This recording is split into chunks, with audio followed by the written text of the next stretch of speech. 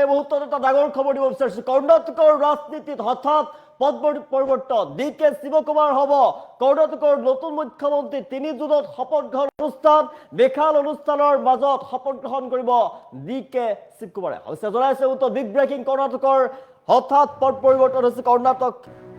কৰ্ণাটকৰ কংগ্ৰেছ চৰকাৰত হঠাৎ পদ পৰিৱৰ্তন। 3 জুনত শপত গ্ৰহণ কৰিব DK শিৱকুমাৰে। DK শিৱকুমাৰ হ'ব কৰ্ণাটকৰ নতুন মুখ্যমন্ত্ৰী। 3 জুনত শিৱকুমাৰে শপত গ্ৰহণ কৰিব মুখ্যমন্ত্ৰী হিচাপে। কৰ্ণাটকৰ কংগ্ৰেছত পদ পৰিৱৰ্তন, সিদ্ধাৰামায়াৰ পদত্যাগৰ পিছতেই নতুন মুখ্যমন্ত্ৰী হ'ব DK শিৱকুমাৰ। কল্পনা জল্পনাৰ অন্ত পৰিব কৰ্ণাটকৰ কংগ্ৰেছ চৰকাৰত হঠাৎ পদ পৰিৱৰ্তন। DK শিৱকুমাৰ হ'ব কৰ্ণাটকৰ নতুন মুখ্যমন্ত্ৰী। 3 জুনত শিৱকুমাৰে গ্ৰহণ কৰিব শপত গ্ৰহণ কৰিব শিৱকুমাৰে। 3 জুনত কৰ্ণাটকৰ ৰাজনীতিত ডাঙৰ পদ পৰিৱৰ্তন, নতুন মুখ্যমন্ত্ৰী হ'ব DK শিৱকুমাৰ। 3 জুনত শপত গ্ৰহণ অনুষ্ঠান।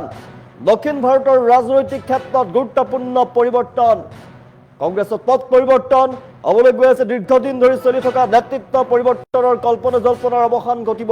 কংগ্ৰেছৰ বিধায়িনী দলৰ বৈঠকত সৰ্বসন্মতিক্ৰমে নতুন নেতা হিচাপে নিৰ্বাচিত হৈছে DK শিৱকুমাৰ।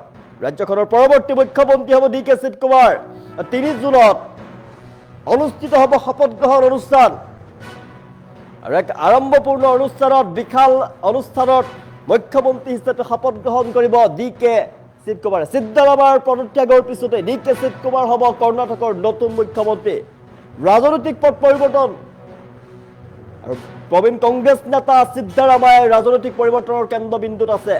দলীয় উচ্চ নেতৃত্বৰ সিদ্ধান্ত অনুসৰি মুখ্যমন্ত্ৰী পদৰ পৰা পদত্যাগ কৰিছে সিদ্ধাৰামায়াই। ৰাজ্যপালৰ ওচৰত এটা পদত্যাগ পত্ৰ প্ৰেৰণ কৰিছে। সিদ্ধান্ত অনুসৰি মুখ্যমন্ত্ৰী পদৰ পৰা পদত্যাগ কৰিছে। দলীয় উচ্চ নেতৃত্বৰ সিদ্ধান্ত আছিলে, সিদ্ধান্ত অনুসৰি মুখ্যমন্ত্ৰী পদৰ পৰা পদত্যাগ কৰিছে সিদ্ধাৰামায়া।